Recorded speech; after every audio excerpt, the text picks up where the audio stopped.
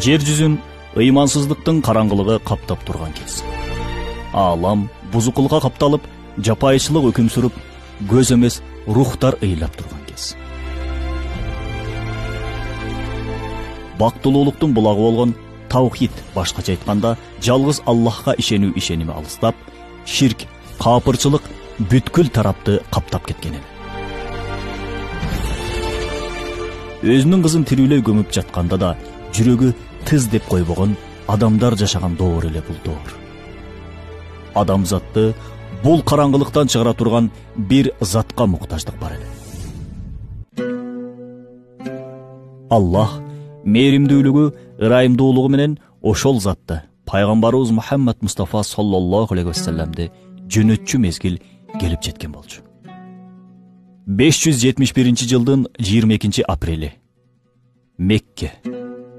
Рабиул Ауал айынын 12 түнү. Күндөргө дүйшөмбү. Таң заар мезгил болчу. Ошол кайталаңгыс улуу окуянын убакты сааты келип жетти. Пайгамбарыбыз Мухаммад Мустафа саллаллаху алейхи вассалам жарык дүйнөгө келди. Жаз мезгили болуп, жашоонун эми эле башталган кезинде эле. Ал төрөлгөн кезде таң атып жатты. Башкача айтканда, адамзаттын бактылуулук таң атып жатты. Мына жалгыз Аллахтын динине чакырган зат. Мынакей адамзатты бактылуулукка чакырчу зат. Мынакей ошол зат ааламды түөлүк нурга жетелеген. Эки дүйнөнүн бактылуулугун адамзатка үйрөткөн зат. Аалам, жин, периште, бүткүл барлык толкунданып, сүйүнүп турду. Амина энебиз кош бойлуу кезинде бир түш көрөт. Түшүндө ага бир зат: "Эй Амина, жакшылап ук. Сен ичиңде ааламдын мээримин көтөрүп жүрөсүң. Төрөлгөндө атын Мухаммед деп кой" деп кайрылат. Амина энебиздин айтуусу боюнча, төрөт учурунда ага кесеге куюлган шербет сунулат. Аны ичкен соң Амина энебиздин айланасын нурдуу деңиз каптайт. Натыйжада аалам күткөн пайгамбарыбыз Мухаммад Мустафа саллаллаху алейхи вассалам төрөлөт. Ушул кезде Амина энебиздин көзүнө чыгыш менен батышта жана Каабанын үстүндө асабалар желбиреп турганын көрөт.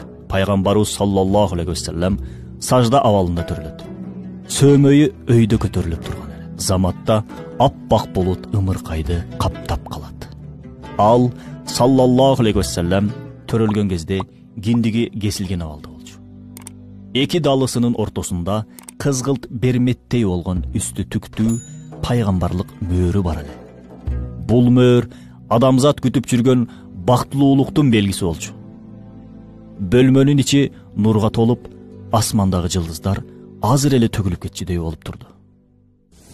Ушул көрүнүп турган эбегейсиз ааламды чоң китеп сыяктуу элестетип карай турган болсок, Мухаммад саллаллаху алейхи вассаламдын нуру ал китепти жазган жазуучунун калеминин сыясы болот. Эгер ушул эбегейсиз ааламды бир дарак деп элестетсек, Мухаммад саллаллаху алейхи вассаламдын нуру ал дарактын уругу жана мөмөсү болот. Эгер дүйнөнү бир жандуу деп элестетсек, ал нур анын руху болот. Эгер чоң инсан деп элестетсек, ал нур анын акылы болот. Мына лаулака лама халактул афлака. Башкача айтканда, эй хабибим, сен болбогондо ааламды жаратпак эмесмин деген кутси хадис жогоруда айтылган сырга белги берет. Пайгамбарыбыз Мухаммад Мустафа саллаллаху алейхи вассалам төрөлгөн түнү асманда бир жылдыз пайда болот. Ошол түнү таңга жуук бир жөөт курайштыктардан ушул таңда араңарда бир бала төрөлдүбү деп сурайт. Курайштыктар билбегенин айтышат. Ал жөөт барып сураштыргыла, анын эки далысынын ортосунда пайгамбарчылык мөөрү бар дейт. Тигилер барып сураштырып кайра келишет да, ооба, мөөрү бар бир бөбөк төрөлүптүр дешет. Ошондо жанагы жөөт эс үчүн жоготкондой, пайгамбарчылык жөөттөрдөн кетти. Курайштардан күчтүү мамлекет куралып, анын даңкы чыгыш менен батышка чейин жетет деп кыйгарат. Демек, ошол таңда пайгамбарыбыз саллаллаху алейхи вассаламдын төрөлүшүнө асмандагы жылдыздар да сүйүнүп, жымыңдап, алкыштап жатышкан эле. Бул түндө Ирандагы Мадайын аймагында жайгашкан Кисра өкүмдарынын сарайынын өтө бекем болгон 14 мунарасы кулап түшөт. Бул окуя отты ыйык тутунган Кисранын өкүмдарлыгынын келечекте кулаарына ишарат кылат эле. Тек гана Аллахка ишенген бир диндин келе жаткандан кабар берет эле. Каабанын ичи ар кандай коргошун болоттон куюлган буттарга, идолдорго толуп кеткен эле. Пайгамбарыбыз саллаллаху алейхи вассалам төрөлөрү менен буттар улуу окуяга туруштук бере албай, кулап, талкаланып жок болушту. Бул окуя Пайгамбарыбыз саллаллаху алейхи вассаламдын бутпарастыкты тазалап жок кылган бир пайгамбар экенинен кабар берет. Ошол эле кезде жүрөктөрдө идол сыяктуу болгон руханий кирлерди да Куран жана сүннөтү менен тазалап жок кылат деген маанини туюнтуп турат. Истахрабатта 1000 жылдан бери күйүп турган от заматта өчүп калат ошол таңда. Пайгамбарыбыз саллаллаху алейхи вассалам отко сыйынуу ишенимин жок кыла турган улуу пайгамбар экенине ишарат кылат бул окуя. Ыйык деп эсептелген Сава көлү заматта соолуп калат. Демек, ал саллаллаху алейхи вассалам Аллах уруксат бербеген нерселерди ыйык тутууга тыюу сала турган бир пайгамбар болот. Чыгыш менен батышты жарык кылган нур каптайт. Башкача айтканда, ал зат алып келген Кураны менен, дини менен бүткүл адамзатты нурга, бактылуулукка жетелейт. Ошол бактылуу таңда асмандан жылдыздардын жерди көздөй жаап турганын көрүшөт. Чоң атасы Абдул-Муталип сүйүнгөндөн төө, кой, эчки сойдуруп 3 күн бою сый тамак берет. Мекке шаарынын ар бир аймагында төөлөрдү курмандыкка чалып элге таратат. Атын ким койдуң деп сурашканда, Мухаммад деп жооп берет. Эмне үчүн ата-бабаларыбызда жок атты койдуң дешкенде, Аллах жана инсандар аны макташын каалайм деп жооп берет. Ааламдын мырзасы саллаллаху алейхи вассалам төрөлөрдөн 2 айдай мурда атасы Абдуллах соода иштери менен Сирияга аттанат. Соодадан кайтып келе жатып, Мадинага жеткен кезде оорудан улам көз жумган эле.